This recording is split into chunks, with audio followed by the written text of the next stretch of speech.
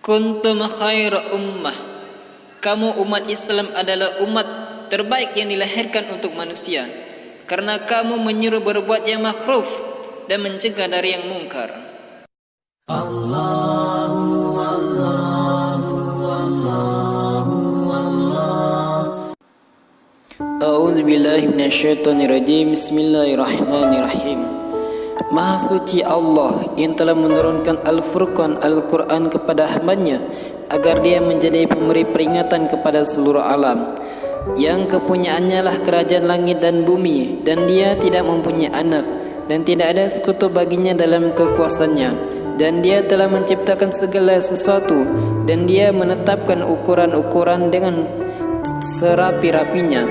Kemudian mereka mengambil Tuhan-Tuhan selain daripadanya untuk disembah, yang Tuhan itu tidak menciptakan apapun, bahkan mereka sendiri diciptakan dan tidak kuasa untuk menolak sesuatu kemudaratan dari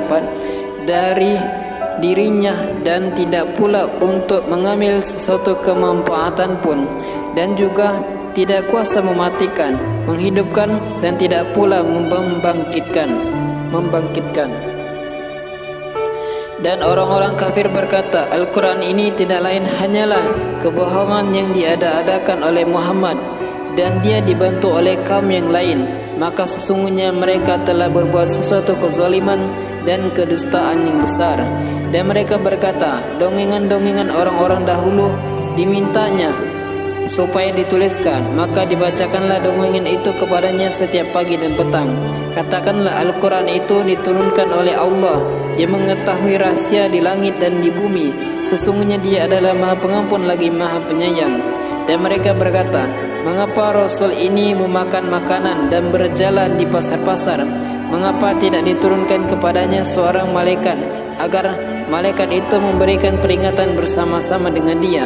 Atau mengapa tidak diturunkan kepadanya perbendaharaan? Atau mengapa tidak ada kebun baginya yang dia dapat makan dari hasilnya? Dan orang-orang yang zalim itu berkata, kamu sekalian tidak lain hanyalah mengikuti seorang laki-laki yang kena sihir. Perhatikanlah bagaimana mereka membuat perbandingan-perbandingan tentang kamu, lalu sesatlah mereka. Mereka tidak sanggup mendapatkan jalan untuk menentang kerasulanmu.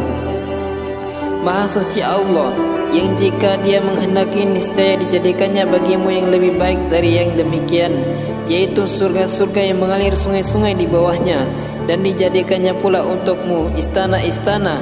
Bahkan mereka mendustakan hari kiamat, dan kami menyediakan neraka yang menyala-nyala bagi siapa yang mendustakan hari kiamat. Apabila neraka itu melihat mereka dari tempat yang jauh, mereka mendengar kegeramannya dan suara yang menyala-nyala. Dan apabila mereka dilemparkan ke tempat yang sempit di neraka itu dengan dibelenggu, mereka di sana mengharapkan kebinasaan. Akan dikatakan kepada mereka, janganlah kamu sekalian mengharapkan suatu kebinasaan, melainkan harapkanlah kebinasaan yang banyak. Katakanlah, apa azab yang demikian itulah yang lebih baik, atau surga yang kekal yang telah dijanjikan kepada orang-orang yang bertakwa? Dia menjadi balasan dan tempat kembali bagi mereka. Bagi mereka di dalam surga itu ada yang mereka kehendaki, sedang mereka kekal di dalamnya. Hal itu adalah janji dari Tuhanmu yang patut dimohonkan kepadanya. Dan ingatlah suatu hari ketika Allah menghimpunkan mereka beserta apa yang telah mereka sembah selain Allah.